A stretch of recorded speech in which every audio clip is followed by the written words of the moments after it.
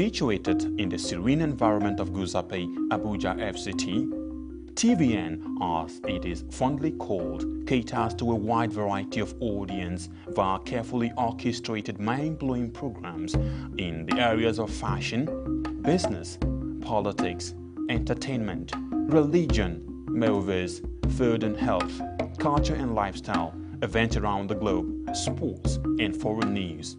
Whatever your inclination, we've got you completely covered with programs like Issues of the Moment, The Patriot, Daybreak Nigeria, Matter Africa, TVN Business Time, Healthy Living, From the Cradle, Stay Inspired, Entertainment Gist, Movie Hour, Hits Paradise, among others. All designed to keep you thoroughly informed, entertained, at the edge of your seat and yearning for more. A tour around our domain will reveal a highly dedicated staff force and a state-of-the-art facility and equipment for high-definition quality broadcast, making our station your #1 choice in advertising your business and propagating your ideas. We are currently on NightComSat doing our test transmission for takeoff in the nearest future. Television Nigerian is located in Nigeria at Television Nigerian House, Guzape Hilltop Mansion, beside Guzape White House, Guzape Abuja FCT, and in the United Kingdom at 45 Ancient House, 48 Aerodrome Road, Beaufort Park, Colindale, London. For inquiries,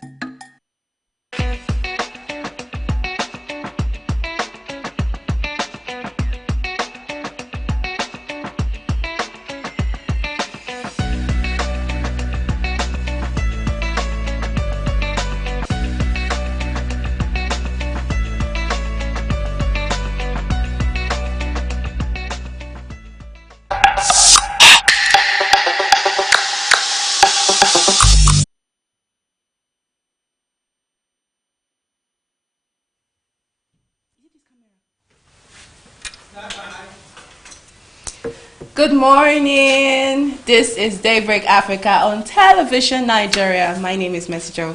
And my name is Elvis Oga. You look radiating this morning. Yeah? I'm joking. Oh my God. All right. 245 new cases in Nigeria. We actually saw these figures coming. Yeah, we saw it coming. We were actually talking about it, especially with the gradual ease of the lockdown. So it's just all about adhering to the guidelines that have been put in place. I actually saw somewhere where the chairman of the Presidential Task Force was talking about that the success of these measures being put in place is largely reliant on the behavior, of the citizens, of individuals. You know, we actually have been talking about that the huge chunk of the responsibility is going now to the citizens of Nigeria. True. But yesterday in videos and all, we could see people clustered so much at the banks, the entrance to banks. And there was even a case of someone collapsing in FCMB Bank in Lagos State there. But they said the person was having a shortage of breath. The person wasn't breathing well. And he was running temperature. And it caused panic for other people to run away from there. Actually saw that footage and it was quite worrisome. And then one began to wonder, does that really mean that Nigerians were actually at home because of the lockdown? It's good to be law-abiding, but even when the government say, okay, this lockdown is going to be eased in phases, but if you don't have that pressing need to go out, please stay at home. Like we were talking about that stuff in the afternoon yesterday before you went home, and I was like, personally, why are you telling them before I went home? I was like, personally, I might not want to go out now, except I have a pressing need, even though you can move around. But just for your own safety, it's good that we don't move around unnecessarily. It's better you don't move around, because Nigerians are moving about. Yesterday, it was like, okay, they have been on lockdown for a very long time, so everybody just wanted to come out. Now, I was watching something yesterday on TV, and they interviewed this person, and he was on the street, and he was like, I don't see the need for Nigerians to come out now. I don't see the need for the lockdown to have been eased right now, because people are just coming out to do nothing. To be very frank. And my question as well was that he that was even talking, what was he actually doing outside? That's the thing. It's more like that joke that we've been seeing online where people say it is when you tell people not to come out, they'll come out to see if everybody has come out or not. But like we were saying, if you don't have that pressing need to go out, don't go out. Stay at home and then just manage yourself.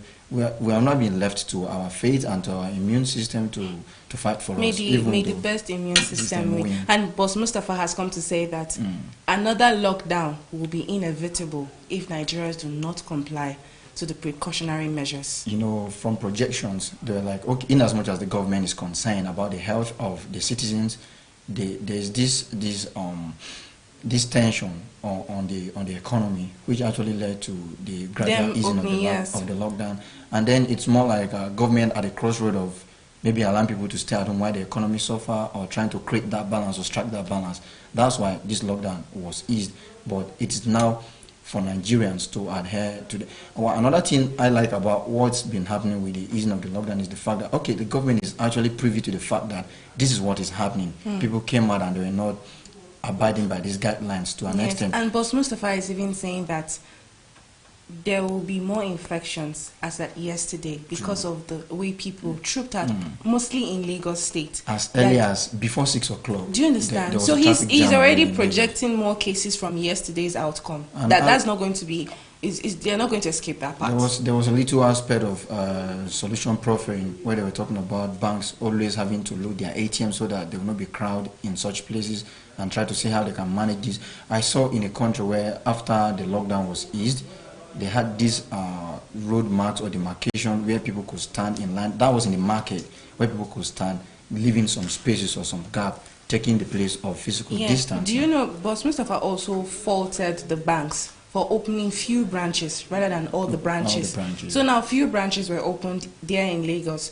That's actually what cost most of the stampedes, because probably, let's say for Abuja, for instance, if this Sususu bank was opened in Wuse, opened in Garki, opened in Lugbe, opened in Lukogoma, there will be people spread apart. There won't be so much of the clustered together. But then, the banks were not fully open. Not all the banks opened. They opened limited branches in, and he faulted them for that. He's saying that if we are trying to, on our own part, do our own job, why don't you organizations help us as well to achieve the aim? You understand? Now you see some business owners and some business people, organizations opening up. They're not even providing the hand sanitizers. I was really very impressed this morning when I was coming with a cab, and he gave me sanitizer to use to clean my hand, and he almost didn't want me to come in if I wasn't using my face mask. I had to bring it out of bag. That was very impressive. If we have most of Nigerians doing that, or most Nigerian businesses doing that, I don't think we'll be facing so much challenge. It will actually go a long way. And talking about Nigerians coming out not really having anything to do, apart from Lagos and Abuja, we saw in the eastern part of the country yesterday at the Niger Bridge, precisely, where people came out and they were like, border don't open, and they were just trooping around, people moving around. It's as if they were on exile before, and they're coming back. I don't understand. What's really happening? It's like in Kano, the governor was talking about people now believing that the virus is here. So it seems to me that most people don't even believe that the coronavirus is real. It's still here. But in as much as you might want to have your doubt, you've seen for yourselves, you've seen cases, you've heard about death, and so we can attribute ignorance to so much of the negligence that we're seeing in the Nigerians to much of these things. And then I don't want to call it a nonchalant attitude, because most people would be like, if I stay at home, hunger might kill me, so it's better I go out there and confront the coronavirus. We've seen that from Report and Street Cred we've been launching on this platform. 417 recoveries and 93 deaths. So at least it's going a long way to show that there are more recoveries than the deaths. So this thing is not actually a death sentence per se. Because if we're having 417 recoveries and just 93 deaths, but that's encouraging. It's still worrisome to see the number of deaths this much, even with just tests not up to 3,000 yet. In neighboring countries where we've seen this number of deaths, at least, or we've even seen more cases of confirmed cases in these countries and with lesser death. So I think this is pointing much to the weak health system that really need urgent attention. But the NCDC has actually come out to say that they have already conducted about 18,000 tests across the country. So I think that's encouraging. So That's I think encouraging. just that much test is what is yielding to the cases. Ordinarily, people would want to look at it from the angle that, okay, just yesterday we were talking about 12,000 tests, or the day before yesterday, some days back. Yeah. So if this much has been done in this few number then of there's days, progress. there's progress. And another angle we have to look at it from is maybe samples were collected all this while, but the results were not out. So maybe there was urgent attention. Just like the case of the Emir of Zamfara State, Yes, that died in isolation while waiting for his results. So like if we have these cases or the result being brought out rapidly, so for people to know their fate, so that we know who to go into the quarantine center, it will actually go a long way. I just saw in the news where they were talking about a company launching a 20-minute target test kit in Nigeria here. So it would be good so that after 20 minutes, someone knows his or her result or status already. Yes. It will make it faster so True. people can get results faster and understand what next step to take. Yeah. Talking about deaths of COVID-19 in Nigeria, I think yesterday I heard of the first death from a pregnant woman. I saw that. COVID-19 I saw in that news Jigawa as well. State. I saw that news as well, and I remember on one of the programs on this platform when a medical doctor was brought for that program. We were talking about, okay, in disease like HIV/AIDS, there's this system that has been devised to prevent mother-to-child infection. So we're trying to look at if there is a mechanism like that as regard COVID-19, and we were talking about statistics of death from COVID-19 affecting more males than females, and we were trying to look at the differences in the immune system of the male and the female, and then pregnant women which actually have their immune system boosted. Not much details was given about the circumstances that led, because she didn't just die, she had a miscarriage first in the isolation center. So that miscarriage, there were complications from pregnancies. So miscarriage, she bled to death. But she was still positive of COVID-19 because she was a returnee from Lagos State. So when they tested her, she was positive and they had to take her to the isolation center. Now I have a problem. They said that the body was given to the family members to go and bury her according to Islamic rites. After confirming that she had COVID-19. She had COVID-19 and all. So you see, I thought that the bodies of these patients, the people that die from COVID-19 are supposed to be now the federal government's body, so they're meant to do their funeral. In as much as we don't want to take our minds back to some ugly incidents that surrounds COVID-19, we actually saw that coming from a particular ministry where they say the bodies of fatalities of COVID-19 actually belongs to the federal government. But that wasn't the situation when we lost a high-profile personality in Nigeria. So maybe it's just trying to create that balance so that it will not feel like some people are being treated differently. But irrespective of whatever our feelings or our thoughts are, the right thing is what is needed to be done at any time. Okay, fellow Nigerians, the right thing should be done. Just like Elvis, my colleague, has said, Nigerians are not understanding that they should adhere to all the precautionary measures, because if we do not do this, if we do not take responsibilities for our actions, we will blame ourselves for our actions.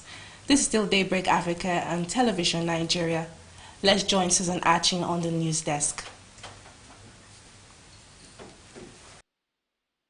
Lord Sky on the beat.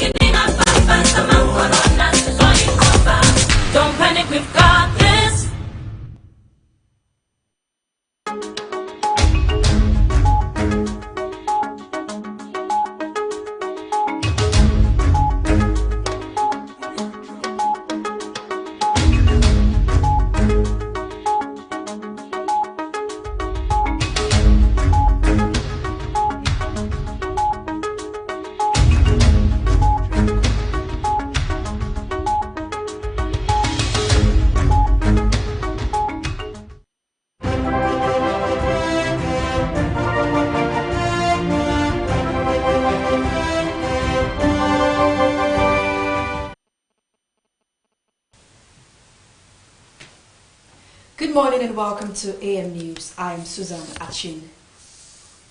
Nigeria has received more than $300 million that was stolen by former military ruler Sani Abacha. The money was returned from the US and the British dependency of Jersey. Under a repatriation agreement, it is to be spent on infrastructural projects. General Abacha ruled Nigeria from 1993 until his death in 1998. The Anti-Corruption Agency International estimates he stole as much as $5 billion during his time in office. The mayor of Somalia's capital, Mogadishu, says the city has seen an unusual number of deaths recently and wants the country is still drastically undercounting cases of coronavirus. In just 2 weeks, confirmed cases of coronavirus in Somalia have nearly tripled, spreading to every state in the country. The Somali federal government has reported 722 people infected by coronavirus with 32 deaths.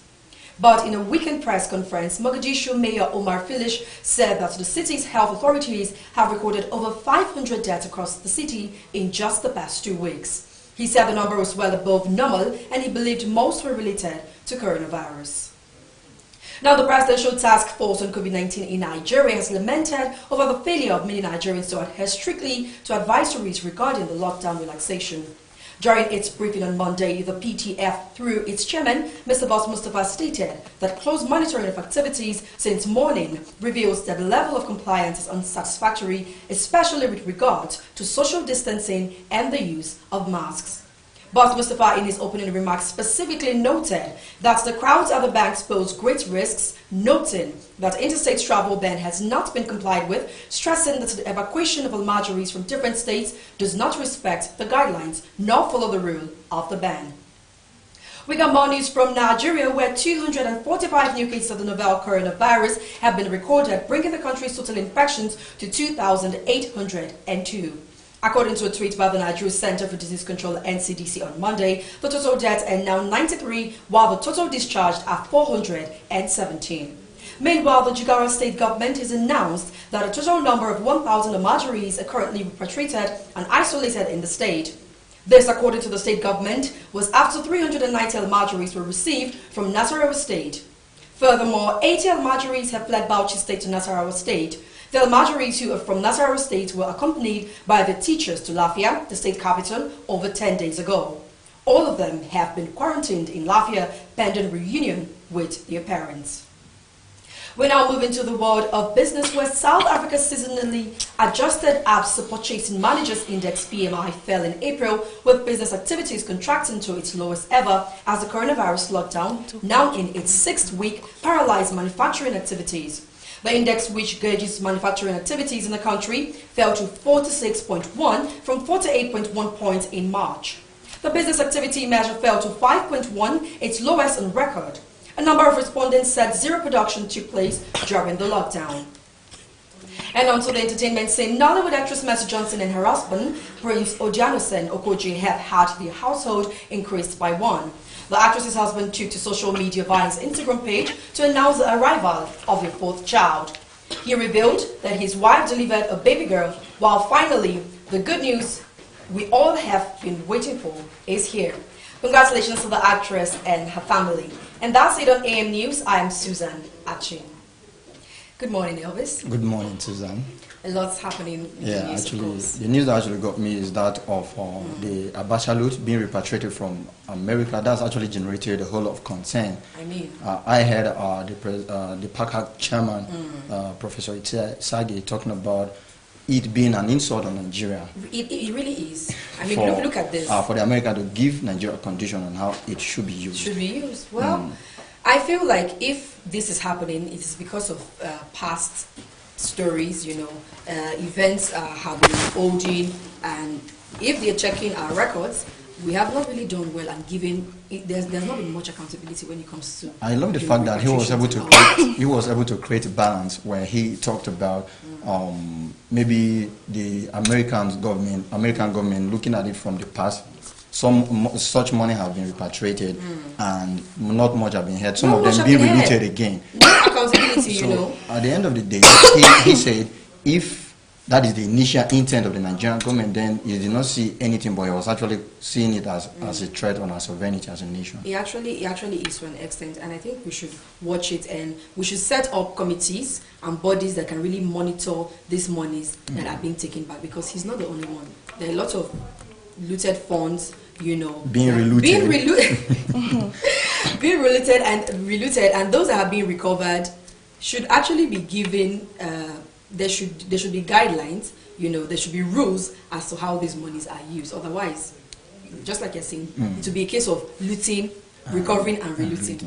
Okay, in faraway Uganda, people donating money to help the government fight COVID-19. Of course. We actually see similar action, do I call it a benevolence in Nigeria? But Nigerians were actually complaining that why not give this money directly to Nigeria? But you see, giving the money to the government to help fight is not out of contest, but people are actually trying to look at the transparency and the issue of accountability comes in again. In handling of this money. Because when people do not really, there should be a clear, there should be clear definitions. There should be no gray areas when it comes to these things. This money was given by this person. The money, of course, we saw a list of religious organizations, well-to-do individuals that give money, but we have not seen where these monies were. There were specifics on how these monies were used to meet the needs of the Nigerians, which the monies were actually given to, who the monies were actually given to. So subsequently, we need clarity. There should be no gray areas to these things. We need definite figures, explanations. Let us see how these monies are used, and I think there will be less questions and less worries. Back to Nigeria, the issues of our marjories are being moved from one state to another, and then going back, like in the case of Nasarawa, moving some marjorie to Taraba, and then some from another state down to Nasarawa.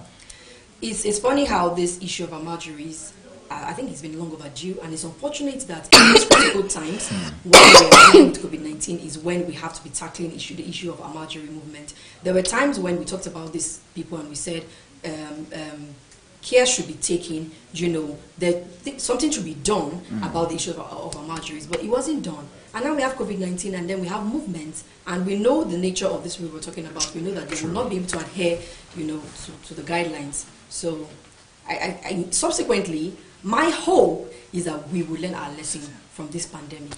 True. All right, we'll now move across Africa for some more news. Stay with us. This is News Across Africa on Daybreak Africa. President Julius Maada Bio has tested negative after a 15-day self-isolation found on Twitter. After my 15-day self-isolation period, all tests for coronavirus are negative. I am very healthy and determined as ever to fight this corona pandemic in Sierra Leone, he said in a tweet. And President Bio entered self-isolation after a bodyguard of his tested positive for the virus. He, however, continued to work from home. He is set to resume work in his office on Wednesday, and Sierra Leone is currently under a 3-day nationwide lockdown, which ends today, and Maada Bio imposed it to contain community transmission of the virus. The case statistics as of May 4 were as follows: 166 confirmed cases, 9 deaths, and 29 recoveries. Let me assure the public that members of my family and staff are healthy and have shown no symptoms consistent with COVID-19. As President, I will continue to provide leadership for the fight against COVID-19. My government remains committed Togolese President Faure Gnassingbe was sworn into office over the weekend at a ceremony streamed on Facebook. The entire ceremony lasted an hour and 18 minutes. It took place in a hall in the capital, Lome, with the Constitutional Court judges presided over the ceremony. The president of the court administered the oath of office to Gnassingbe, his fourth consecutive term. His oath included, among others, a solemn pledge to respect and defend the Constitution, to faithfully fulfill the high functions entrusted to him, to be guided only by the general interest and respect for the rights, as well as to devote all efforts at promotion of development, the common good, peace, and national unity, to preserve the integrity of the national territory, and to be a faithful and loyal servant to the people. The president, who remained unmasked throughout the ceremony, was handed articles of the state, including the national flag and the constitution, by mostly masked officials, and judges were all masked. In attendance were government officials and diplomats who were seated in strict observance of social distancing regulations in the wake of COVID-19 pandemic. A top court in Ethiopia's Amara regional state on Tuesday found a former Minister of Communication, Bereket Simon, guilty of corruption charges. Simon's trial has been going on for a year since he was arrested in January 2019 at his residence in the capital, Addis Ababa. Privately run Addis Standard Portal reported that the Amaras Region Supreme Court passed a guilty verdict against Simon and a former top civil servant, Natadese Kasa. The Supreme Court adjourned the sentencing of the duo for Thursday, May 6.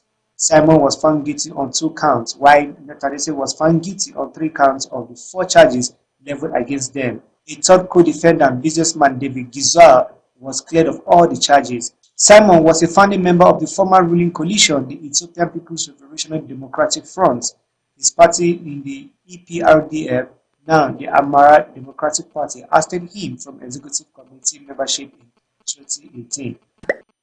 Mauritius recorded no new COVID-19 cases for the past 8 days, according to statistics provided by the National Communication Committee on Monday, 4th of May. Currently, there are 3 active cases out of 332 positive cases registered, including 10 deaths. The sanitary curfew put in place on March 20 and which should have ended yesterday has been extended until June 1. Prime Minister Pravin Jugnauth announced last Friday the population will need a little more patience to avoid the risk of a second wave of the COVID-19 epidemic, Jugnauth said. However, as at May 15, there will be a gradual resumption of certain activities which will be added to essential sectors such as banks and supermarkets, which are still operating despite the containment. Kenya has launched its mass COVID-19 testing campaign in the capital, Nairobi. Now, Kwangware, the working-class district of the capital, has become a hotspot for the virus. Hence, authorities have pitched tents there. Local residents have come to find out their status. The test is being rolled out in other highly infected areas such as Kibera, Eastleigh, and the city of Mombasa. Rita Ora, a government health worker, said Kwangware had been chosen for obvious reasons. I'm officially to begin mass screening for coronavirus because Kwangware is a hotspot. The government has decided and that it's better to start it from here so that people can benefit from knowing their coronavirus status. As at May 4th, Kenya had 465 confirmed cases of COVID-19. There are 24 deaths and 167 recoveries. Kenya's tally is among the top infected in the East Horn of Africa region. Their figure is lower than only Djibouti with 1,000 plus cases and 480 in Tanzania. That is the much we have for you on News Across Africa. Daybreak Africa continues shortly. Lord Sky on the beat.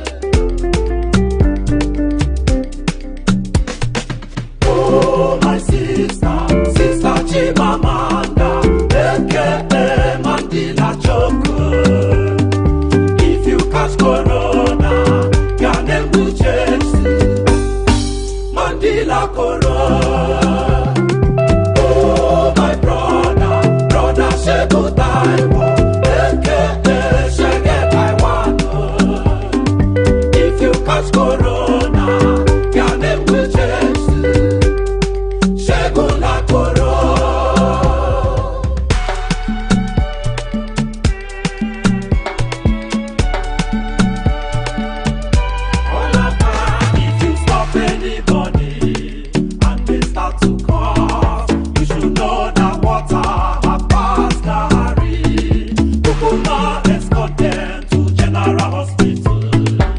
Their life is precious. Forget that city Naira.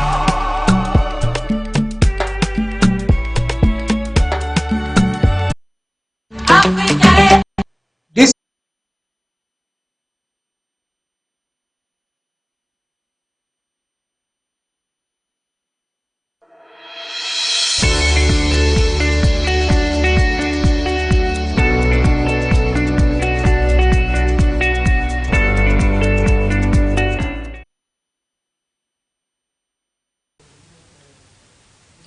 Welcome back. You're still watching Daybreak Africa on television Nigeria. We actually took you around Africa for some news, and we are on to the newspaper review segment where we'll be taking headlines from some of the national dailies. I have my brother, a reporter from Enugu Reporters, in the person of Victor Aka, who is here to look into the issues with me. Good morning, my brother. Good morning, sir. Good to have you on the show.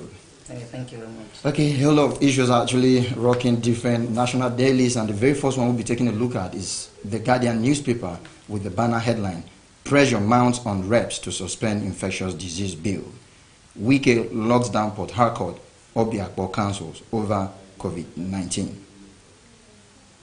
The story, pressure mounting on reps to suspend infectious disease bill. Yeah. Well, Nigerians, well, everybody's entitled to his own opinion. True. But I personally, I think I'm sharing my own personal view. Yes. I don't really have an issue with the bill. Because if you remember, we have a lot of pandemics or other diseases, infectious disease in Nigeria, True. even or in Africa. The likes of polio, True. the likes of yellow fever and others. And all those ones, if you remember, when the polio came, we had issues. Yeah, some parts of the country did not allow the children to be vaccinated. True. And I think if this kind of a bill is on the place, if the law is on the place, I think that will give room to everybody. Everyone will need to participate in it. So Okay. I think that's my personal opinion. I think there is nothing bad about it. There are actually several allegations from some quarters about people pushing for their personal interest regarding this bill. But just like you said yesterday when we analyzed this, we actually talked about that okay, maybe because of the conspiracy theories that are surrounding COVID-19, we're trying to look at this bill from that angle. But we have other infectious diseases in the country that we've been dealing with in the time past. So had it been if bills like this were in place, we wouldn't be talking about some of those issues we're talking about. Away from that, from the business day, pressure mounts on Nigeria to sell cash-guzzling state-owned enterprises. That is the banner headline. And then we have why Buhari's call for debt forgiveness would be a top sell. I actually saw this news this morning. President Muhammadu Buhari in a meeting yesterday calling on IMF and other international organizations to pardon so many debts on different countries. Including Nigeria? Yes, including Nigeria. Well, I think if that is done, the African countries or those countries that are indebted, I think that would be a kind of relief to them. So if they consider it, there's nothing bad about it. Okay, actually, so where Nigerians were talking about, do these countries actually borrow with this in mind that, okay, maybe there might be a waiver or something, or why is this call coming out? Sorry? Why is this call coming out? That's what most Nigerians are asking, that when those countries were borrowing, people were actually warning their citizens were not comfortable with the borrowing. And now that our president, who has been appointed recently to champion the fight against COVID-19, is actually coming to say this, yes, in West Africa, is actually coming to say this. So do these countries actually borrow? Were this country borrowing with the mind that, okay, maybe they will ask these agencies or organizations to just give them a waiver sometimes? Nobody saw this thing coming. Nobody saw the pandemic we are facing now. Nobody saw it coming. So I think this is an advantage for them, to, if they ask them to give a kind of a waiver to it, I think. I don't see any problem. Anything bad. Yeah, actually, when President Muhammadu Buhari was actually making that plea or request yesterday, he linked it with COVID-19. So if not for COVID-19, we'll be talking about waiving some of this debt. Away from that, let's take a look at headlines we have from the Daily Times. And the banner headline there says, Nigeria's poorest people now, 82.9 million. That is coming from the National Bureau of Statistics, NBS. It lists Sokoto, Taraba, Jigawa, Ebonyi, Adamawa as states with high poverty rate. Expert urges federal government to increase spending on agri to address issues raised in NBS report. New statistics about a poverty rate or poverty ratio in Nigeria, about 82.9 million Nigerians now regarded as poor. The issue is, how do they come about the statistics? For an agency like NBS to come with these statistics, yes, we know that they must have done the necessary. How accurate is the statistics? That's the question. Because till today, we can't even know this in the census. Yeah, we can't know the population of this country. There's actually data deficit in the country. We have issues with it. So I wonder though where I don't know how they followed they got to know all those things. Okay, interestingly, they have actually they went ahead to list out the state considered to be among the poorest, and then they further went ahead to talk about what we could do to better the condition of these people and probably lift more people out of the poverty level, the poverty zone, like committing more resources into agriculture. Do you see that as one of those measures we can actually adopt? Agriculture will really help if we really want to help our people. It will help, because if you pump money into agriculture, we'll see ourselves, helping a lot of people out of poverty. Okay, one thing I've come to notice is the fact that most Nigerians agree, even from the people at the helms of affairs, that agriculture is the way to go, because before the discovery of oil, it was the mainstay of our economy. Yeah. And then after the discovery of oil, we actually tend to forget about agriculture. But we agree that agriculture is the way to go. But we don't really see the willingness from people. It's more like paying lip service to this thing. But we have to give a kudos to the current administration, who actually have done a lot since their inception in 2015 to see that agriculture has actually been given some level of priority to an extent. We saw how the former Minister of Agriculture did a lot to, especially exporting yams to other parts of the world and all of that. Yeah. But we need more effort to be intensified in this particular efforts area. From the government. Yeah, true. They need to do a lot of things. We have changing, we are migrating from the way we used to do things. If we can mechanize agriculture, move away from I think even the youths, most people will not have any choice than to go into it. Okay, away from that, let's check the Nation newspaper to see headlines we have from there. Above the nameplate, we have government receives 311 million naira abacha loot from US. Truck smuggling 92 persons into Lagos, Kwara intercepted. And the banner headline says, return to lockdown likely, federal government warns Nigerians. This is actually coming on the heels of the conduct of Nigerians yesterday when the lockdown was eased, congestion in different places and people not paying attention to the guidelines like the physical distance. Most people did not even use their face masks, no sanitizers by this organization. And then the government is saying, okay, if we look into the plight or the plea of the people to see that, okay, easing the lockdown is going to be more like a relief to the people, and we are seeing this kind of conduct, then they may likely declare another lockdown again. Yeah. I saw it like that, so I saw it like that because, easing the lockdown, like yesterday, seriously, it was the attitude of the behavior of people. It was so worrisome, something to be worried about. Okay. All right, and talking about the money repatriated from US, abacha loot, it's actually been generating a whole lot of concern. I actually had a banter with our newscaster and Susan on that, where people were looking at the conditions given by US as more like not too well on our nation as a sovereign state. Yeah. Another country telling us what to do with our money. It's so funny. It's so funny. Because it's funny if now I have given you something to hold it for me, and when I go, maybe let's just use this as an instance. I've given you something to hold it for me, and maybe at the time I need it, and I went to you to give me my stuff, and you are giving me conditions. It's something really to worry about. From the concerned people, we see actually talking about this. I like the fact that he was able to come to a harmony with the argument from different perspectives. We was talking about why will a country tell us to do what with our money, and then looking at it from another angle, this must have come as a result of mismanagement of repatriated funds from this country in the past. And then on the whole, he said that that is what the country intended to do with the money. So it's no more like the foreign country where this money is repatriated from giving us a condition for it, but just to see that the money is not being reluted again. The issue is the money should be released to us without any condition, because you cannot tell us how to use the money. But another thing is our government should make sure the money is judiciously used. Yeah. True. I think that's the intent of that particular condition, but like Nigerians are saying, they see it more like not too good on our state, on the sovereignty of our state. Yeah. Let's take a look at the headlines we have from the Punch newspaper, and the banner headline there reads, "Prepare for total lockdown if COVID-19 cases rise," says Presidential Task Force. Bank customers, transport workers, commuters shun social distancing. 17 Katsina Ondo health workers among new infection cases. Face mask hawkers storm Federal Secretariat as workers resume. Almost all the issues border on COVID-19, and then I want to chip in on the issue of face masks. Okay. Seriously, hawking. In fact, I'm seeing some. I'm seeing kind of. I'm worried. All right. I'm really worried.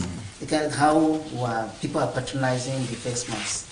I personally I want to discourage people from buying the face mask from the hawkers. Okay. Because actually, what we're even running away from, you will not indulge in it by buying it from them. Because most times you see those people hawking the face mask. Before someone comes to buy, he takes it, touch it, search it. This one is, I don't like this. Stuff like that. So in the process, if you are your hands are contaminated, you are transferring really touch this. So what is the aim of using the face mask? It will be defeated. Actually, if there can be a guidelines or a strict monitoring of the trade pattern being adopted with this, it will not be a bad idea, because the country has actually been thinking outside the box to see how we could tap into opportunities created by the pandemic, even though it's not a good situation across the globe at the moment. But we are trying to look at, okay, how can the local tailors be motivated to make these face masks? So like the little ones I've seen, I think they were sealed in a nylon where you just buy and go, you don't test. So if that can be adopted, I think it's not a bad thing. Yes. But like you said, it's very a pertinent issue you raised there with the handling of these face masks, so that we don't end up being infected in what we're running away from. Yes. From the Daily Independent, chaotic scene after easing of the lockdown unacceptable. Say citizens flouting directive on wearing of face masks will risk another lockdown from attitude of Nigerians. East lockdown may spike infection, health workers warn. Lagos records 2 more deaths, discharged 14 patients. Lament 3,000 samples yet to be tested or shown discharges. That's still all about COVID-19, still rocking different national dailies this morning. And one prominent issue we are talking about dealing with is the conduct of Nigerians when the lockdown was eased yesterday. Yeah. And the Presidential Task Force is saying that if we don't conduct ourselves well, another lockdown is imminent. Yes. So what have you got to say about it? We have already discussed on it. It's possible. That's what I said before. It's possible, but I will just advise ourselves. We should be mindful. We should, in as much as they are using the lockdown now, we should try as much as possible to adopt or to observe the guidelines given to us by the health authorities. Okay, I'm from the Nigerian Tribune. Bizarre scenes in Lagos, Abuja as COVID-19 safety rules fail. Lack of social distancing, non-use of face masks worry PTF, that is Presidential Task Force, wants banks to stock ATMs. Wike withdraws free movement waiver to all workers. And above the nameplate, we have US COVID-19 patient to begin remdesivir treatment this week. Talking about this, I like this particular headline where a prospective cure was reported to have been discovered in US, and a lot of trials have been conducted. We did that on one of our editions of this program, and we were looking at, from the report we got, about 400 people which this particular treatment, remdesivir, were conducted upon. More than half of them recuperated or recovered within 2 weeks, and that's actually coming from the United States of America. And interestingly, a Nigerian doctor is among the leading people conducting this. Okay. In faraway US. It's a good one, it's a plus. But personally, I'm too sentimental. when it comes to issues, when you're talking about, in fact, I always say, I don't know whether it's out of patriotism. Okay. And there are lots that we have a lot of discoveries within the country. True. As to vaccines, all the herbs that can cure the virus. What is the government doing about it? What is the media? What are they doing about it? It is not projected. It's not. They are not even promoting them. But see, here we are talking about the US finding a cure or something. So what is really wrong? Okay, talking about the media. Media has a role to play. True. Promote these people. Even if government is sleeping, you can wake the government up, and maybe they will take it from there. True. To a large extent, you find a kind of a way within us to be tackling this issue. To a large extent, depending on other government or foreign governments. In as much as we don't want to sound defensive, but to a large extent, even though like we've not seen that around all media houses, but the little ones that have been discussed, particularly from this platform, we've been talking about it. Like we discussed the case of Madagascar that actually started gaining prominence after their president talked about it, and we were advocating from this platform that there are a series of reports of people discovering different treatment for this. How well is our government giving attention to it? Even in Madagascar, Donald Trump has actually committed some resources to see that the project is properly carried out. All right, thank you, Mr. Aka, for coming around. It's an amazing moment with you, and we look forward to seeing you more again on this platform. It's my pleasure. Okay, still Daybreak, Africa on television, Nigeria. We take you to our next package on Amazing Africa to tell you things you need to know about Africa. Please stay tuned. Everyone is related to Africa. Everyone comes from Africa. We are all distant relatives. Damian Marley. Here are 25 amazing things you probably didn't know about Africa. 25. Africa is home to the world's largest living land animal, the African elephant. 24. It's also home to the world's tallest animal, the giraffe. 23. Africa and Europe are separated by barely 14 kilometers, and there has been some talk about building the world's longest bridge. 22. 40% of kids between the age of 5 and 14 are involved in child labor. 21. On average, people have to walk roughly 4 kilometers to collect water. 20. The water they collect is rarely drinkable though, and must be boiled before consumption. 19. 96 elephants are killed every day on the continent. 18. The deadliest animal on the continent, the one that is responsible for the most human deaths, is the hippopotamus. 17. According to the Guinness Book of World Records, Zimbabwe is the country with the most official languages at 16. Yes, I know that other countries could be said to have more, but this also depends on how you define a language versus a dialect. 16.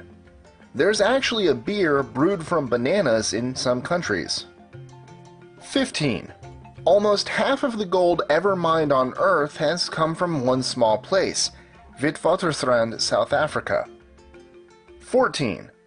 Between 1530 and 1780, nearly 1.5 million Europeans were sold into slavery in North Africa during what became known as the Barbary slave trade. 13. Lesotho is the only country on Earth that has no territory below 1,000 meters above sea level. 12. Facebook has 100 million users in Africa. 11. The official title of Idi Amin, the Ugandan dictator, was His Excellency President for Life Field Marshal Alhaji Dr. Idi Amin Dada, VC DSO MC, Lord of all the beasts of the earth and fishes of the sea, and conqueror of the British Empire in Africa in general and Uganda in particular. 10. In 2010, Ghana banned the sale of second-hand underwear. 9. The San people of southern Africa still use the same tools that were recently found in a cave. The tools were estimated to be 44,000 years old. 8. In South Africa, you are legally allowed to attach flamethrowers to your car in order to deter carjacking. 7. Tanzania has the world's highest rate of albinism. Unfortunately, albinos are often hunted by witch doctors in order to create various potions. 6. Gracia Machel is the only woman to have ever been First Lady of 2 different countries, Mozambique and South Africa. 5. More people speak French in Africa than in France. 4. Spain has 2 enclaves in Africa. They are Melilla and Ceuta. 3. According to Pew Research, by 2050, roughly 38% of the world's Christians will live in sub-Saharan Africa. 2.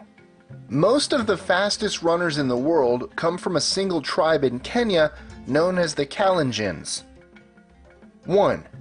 Women of the Mercy tribe wear lip plates that can be up to 12 centimeters or 5 inches in diameter.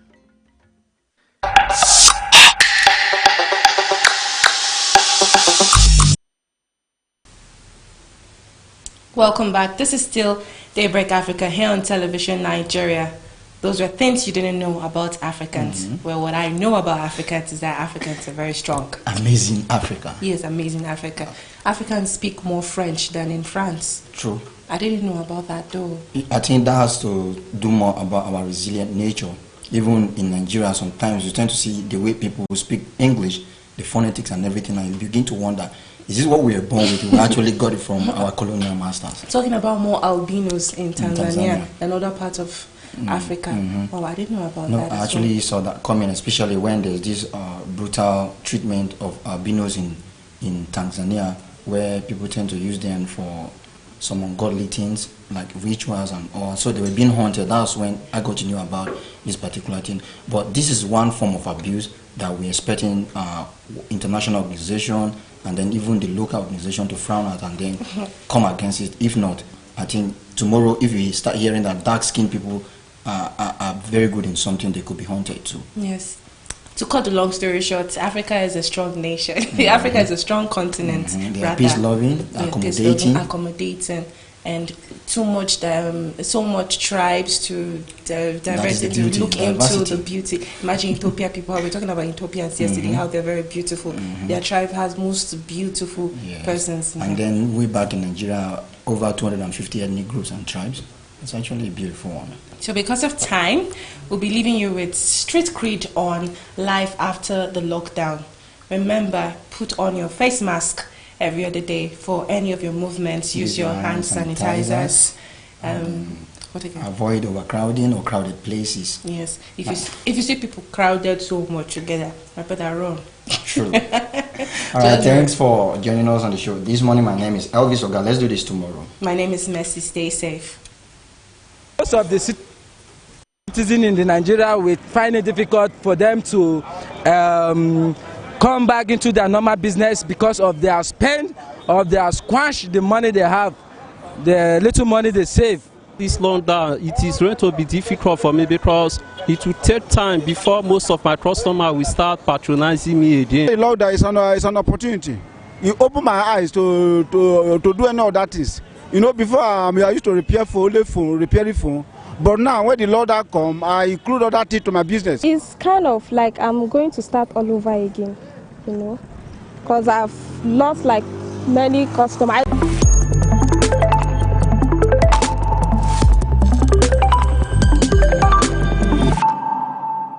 How do you think life is going to be after this pandemic? How do you think life is going to be in general, work and everything that's in? Actually, it's not going to be the same because we have lost a lot. Honestly, it's like one beginning afresh. What we are seeing now, we are talking about economy of Nigeria. Although we don't have economy before, talking of going down. Look at the workers. Many people are going to lose their job. Life is not going to be easy. We only need God to succeed. Where do you work? Well, I'm a private sector. Are you going to continue the job work after the pandemic? Yeah, I'm going to continue. We are not going to give up. I'm going to continue no matter the situation. I know by hard working we are going to succeed one day. What about your contacts and connections? My contact and connection, they're all there. I have to work hard to connect them back. If I have lost any, I believe that I will connect them back. by time shall tell. How is life has been going since the lockdown? Actually, we thank God. Things have not been easy for us, but we thank God because everything that have the beginning has the end. But we are pleading for the government to please make it easy for the layman, at least for them to sustain, because it has not been easy. Okay, what are you into? Where do you work? You say? Where do you work? What are you into? Me, I'm an engineer. I repair phone. Okay, after this lockdown, now, how do you think life is going to be? After this lockdown, for the intelligent people, there is going to be going to be a moral lesson. At least people will know how to manage, economize the things they have in terms of difficulties. Understand? In terms of your job, how is it going to look like? In terms of your job? The thing actually for me, the thing have affected my job because I used to carry 2 jobs like that. But since this lockdown began, one have stopped, and it is not government work that they pay me, so it affects my job in the other way around. Thank you, sir. To the lockdown, we find it difficult because they know they know how to for people to come back to get something. And the little we have, we are very exhausted. And secondly, if we not come out, we cannot get something because we are not a government worker. What are you into? I'm repairing phone, and I said when the lockdown is out, I used to start to be selling phone. See phone I'm selling on my house, so inside my bag, because there's nothing I can do to feed my family. So after the lockdown, are you going to continue selling this phone? After the lockdown, it's an opportunity. You open my eyes to do any other things. You know, before I used to repairing phone, but now when the lockdown come, I include other things to my business, which is the selling of the phone. So right now, after the lockdown, I will add sale of phone to my business, which is very good. How do you think life is going to be in general? How will life be after lockdown? After the lockdown, where the coronavirus is out of the country, we are going to be very, very happy because the coronavirus kill many people outside the world, and it's still killing in Nigeria. But for we here, we have encountered the coronavirus. After the lockdown, life will be better by the grace of God. I'm self-employed. So how the work been going since? I locked down my shop like since the lockdown. I don't open, I don't sell. What do you sell? I sell men clothes. I sell boutique. So how do you think life is going to be after this lockdown? After the lockdown, like I don't even know what to say. I'll just go back to my business and focus. Do you think this lockdown is going to affect your business after the? It's kind of.